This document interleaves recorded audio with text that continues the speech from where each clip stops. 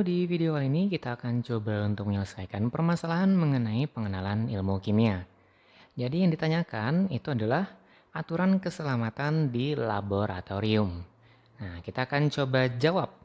Jadi untuk aturan keselamatan ini sebenarnya terdiri dari beberapa bentuk. Jadi kalau aturan keselamatan ini merupakan poin utamanya. Nah, jadi dia memiliki turunan-turunan. Yang pertama adalah cara bersikap di laboratorium. Kemudian juga peralatan yang harus digunakan atau perlengkapan yang harus digunakan.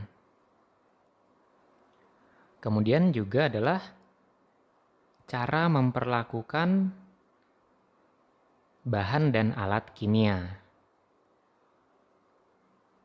Jadi bahan dan alat. Nah, jadi secara garis besar dia ada 3 poin ya. Pertama, cara bersikap. Kedua adalah peralatan atau perlengkapan keselamatan. Kemudian cara memperlakukan bahan dan alat. Jadi untuk cara bersikap, kita turunkan lagi ke bawah sini. Jadi untuk cara bersikap, itu secara umum dilarang membuat keributan. Jadi dilarang membuat keributan. Kemudian dilarang bercanda di laboratorium. Kemudian juga dilarang makan dan minum. Untuk dilarang membuat keributan ini cukup jelas karena di laboratorium itu adalah tempat untuk bekerja atau melakukan eksperimen.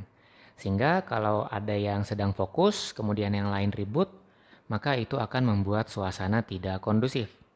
Kemudian untuk bercanda di laboratorium ini juga berbahaya.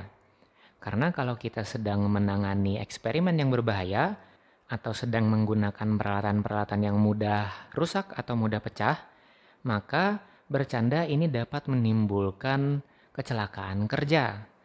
Sehingga bercanda dan membuat keributan itu tidak boleh dilakukan. Kemudian makan dan minum. Jadi ingat ya, untuk di laboratorium pada umumnya tidak boleh makan dan minum karena makan dan minum ini dapat berbahaya, terutama di laboratorium kimia. Jadi kalau kita sedang menangani bahan-bahan berbahaya yang jika terkonsumsi itu berakibat fatal, maka saat sedang makan dan minum ada potensi bahan-bahan tersebut terkonsumsi. Nah, jadi untuk makan dan minum ini dilarang. Nah, selanjutnya untuk peralatan dan perlengkapan ini juga memiliki turunan atau penjelasan alat-alat apa saja. Jadi pada dasarnya dia harus melindungi bagian atas atau kepala, kemudian dia juga harus melindungi badan, dan juga harus melindungi bagian kaki atau bagian bawah badan. Untuk kepala, ini bisa menggunakan yang namanya pelindung mata. Kemudian juga bisa menggunakan yang namanya masker untuk bahan-bahan yang memiliki gas atau berbau, itu bisa menggunakan masker. Kemudian untuk badan ini bisa menggunakan jas laboratorium atau jas lab. Selain itu juga bisa menggunakan yang namanya sarung tangan. Nah, itu adalah untuk badan. Selanjutnya untuk bawah badan. Ini kita sedikit ke bawah. Jadi untuk bawah badan biasanya kita harus menggunakan sepatu tertutup. Jadi untuk mencegah kejatuhan benda-benda yang bisa menyebabkan luka, atau misalkan ada pecahan-pecahan kaca dari alat yang bisa saja terinjak atau terpental. Jadi kita harus menggunakan sepatu tertutup. Selain itu juga kita bisa menggunakan yang namanya alat keselamatan laboratorium. Jadi alat keselamatan. Jadi di dalam laboratorium pada umumnya itu harus ada pemadam api.